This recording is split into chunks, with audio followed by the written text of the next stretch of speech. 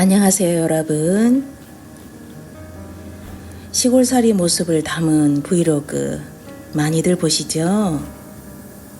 귀농, 귀산촌, 귀향, 귀여를 하시는 분들이 꾸준히 늘더군요. 매스컴에서도 젊은이들의 귀촌이 많이 느는 추세라고 그렇게 보도가 되더군요. 우리 지역에서도 귀촌하신 분들을 더러 만나기도 합니다.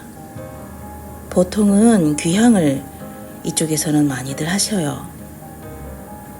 저희도 어찌 보면 귀향인 셈인데요. 부모님이 계시지 않아서 그냥 귀촌과 다름없이 낯설답니다. 부모님의 고향인 곳일 뿐 부모님도 땅도 없답니다.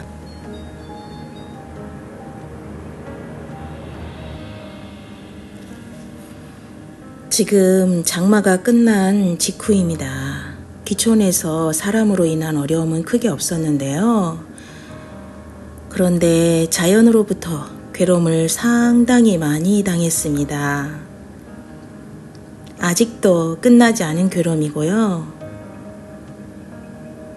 정확히 말씀드리면 이 괴로움은 우리가 떠나야만 끝날 것 같습니다. 자연은 우리를 가해하려고 한 것은 분명히 아닌 거 저희도 잘 압니다. 사람이 자연 속에서 쭉 살아왔던 그런 처지라면 모를까? 머리로는 다 알고 이해도 합니다만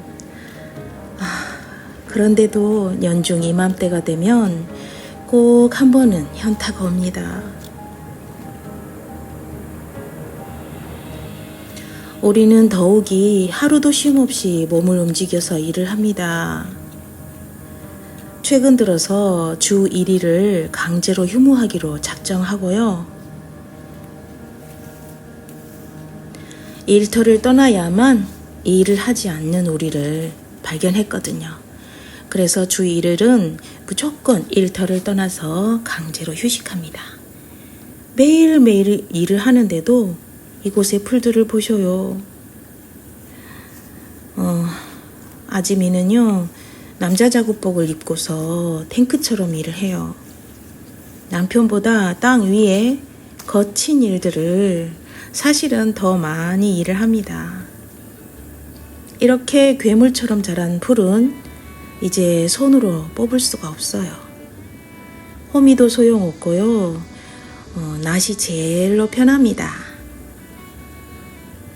군데군데 화초들이 심겨진 곳이 있어서 기계도 안 되고 약으로도 안 돼요. 이만큼 풀이 자랄 때까지 도대체 손 놓고 놀았을까요? 제가 오늘은 이 말씀을 드리고 싶네요. 과연 한 사람이 몇 제곱미터의 땅을 소유함이 가장 적절할까? 현재 여러분들은 몇 평의 땅을 관리하고 계시나요?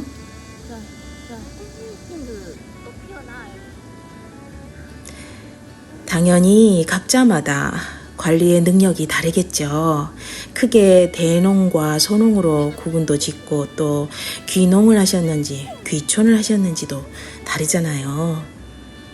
그런데 저는 귀촌하여서 전원 생활을 꿈꿨었어요.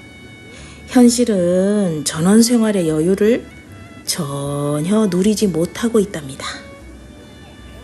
지금 매월 소득이 없으니까 남편은 직장 생활을 하고 있거든요. 그래서 아지미가 홀로 넓은 땅을 매일 새벽부터 관리합니다. 출근하지 않는 날에 남편은 또 힘이 필요한 곳에 일을 하고 있어요. 매일 일을 하는데도 밭, 정원, 마당 다 엉망입니다.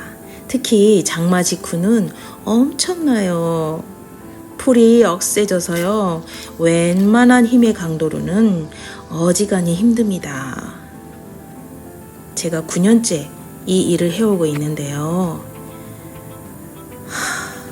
낫질, 삽질, 호미질, 갱이질 뭐 말할 것도 없이 체력은 약해지고 있는데 체격은 점점 좋아지고 있어요.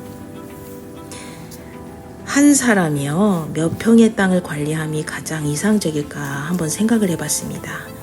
저희처럼 기계도 없이 귀촌살이 연차가 늘어갈수록 더 잘 할 수 있을까요? 아쉽게도요, 요령은 늘지 몰라도 체력은 점점 약해지고 있습니다. 일과 운동이 다른 거 아시죠? 몸에 몇 군데 고장도 벌써 났습니다. 제가 살아보니 나이대별로 감당할 만한 면적이 다름을 알게 되었는데요. 당연한 거 아니야? 하시겠죠. 근데 제가 좀 더 구체적으로 말씀드려 볼게요. 계속 농부로 살아오신 50대하고 귀촌한 50대가 달라요. 여기서 쭉 살아오신 70대 어르신의 체력이 50대인 저보다 훨씬 나으십니다. 각자가 어떤 환경에서 있다가 왔는지 그것을 먼저 스스로 살펴야 돼요. 50대니까 난 거뜬해, 문제없어. 절대 그렇지 않습니다. 저의 지극히 주관적인 견해이긴 하지만요. 경운기 아시죠?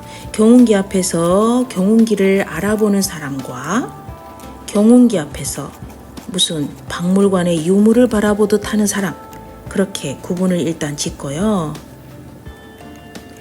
후자의 경우로 풀 관리만 놓고 말씀드려 볼 때에 90대일 땐 한두 평, 80대일 때는 서너 평, 70대인 경우에는 5에서 10평, 60대의 경우에는 10에서 20평, 50대의 경우에 10평에서 50평까지 가장 적당하지 않나, 그렇게 생각합니다. 대략적으로 그렇게 말씀드린 이유가 있는데요. 저의 더 주관적인 기준으로 한번 말씀드려 보면은요, 일을 마치고 나서 씻고 눕고 하는 데 있어서 활동하는 데 있어서 다리가 펴지느냐 안 펴지느냐, 과연 나의 무릎이 괜찮게 펴지고 구부려지고 이렇게 문제가 없는지, 저는 그 점이 가장 확실한 기준이 되지 않나 이렇게 생각합니다. 왜 그러냐면요, 농사일은 거의 앉았다 일어났다를 반복하거든요. 무슨 벌서기도 아니지만은 벌 서고 난 후에 그 기분이 딱 그 기분이 듭니다. 심할 때는 눕고 일어나기도 힘들고요. 다리도 붓고. 저의 현재의 다리는요, 오른쪽 다리가 아프고요. 쇄골 라인, 어깨 라인이 고장났어요. 손목과 허리는 물론 옛날부터 고장나 있고요. 남편은요, 오른쪽 어깨, 오른쪽 팔꿈치, 오른쪽 무릎이 고장났습니다.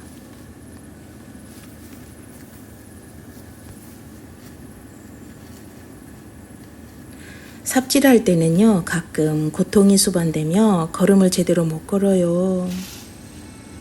저희 부부는 현재 많은 면적의 땅을 관리하고 있습니다. 정말 힘들어요. 지역적으로 두 곳을 오며 가며 관리해야 하므로 더욱 힘이 든답니다. 지금 남편이 하고 있는 일은 그나마 쉬운 편입니다. 칡을 이렇게 걷어 올려서 예초기로 바닥에 난 풀을 벨 겁니다. 아지미는 돌 틈새에 풀을 베고 바닥에 풀들을 낫으로 뱁니다.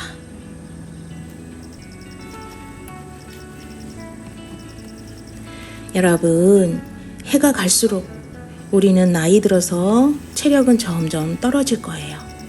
넓은 면적의 땅을 절대로 욕심을 내면 안 됩니다. 내가 기쁨과 즐거움으로 관리할 수 있는 그런 면적만 취하셔야 돼요. 이곳 어르신들은 말로는 아이고 못해, 아이고 죽겠다 하시지만 우리보다는 훨씬 강하십니다. 그리고 말만 힘들다 하시지 또 어느새 또 들에 나가서 일하세요.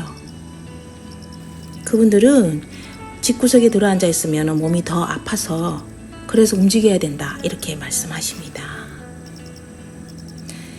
힘들다 하셔도 막상 일을 못하게 하면요 막 성을 내세요.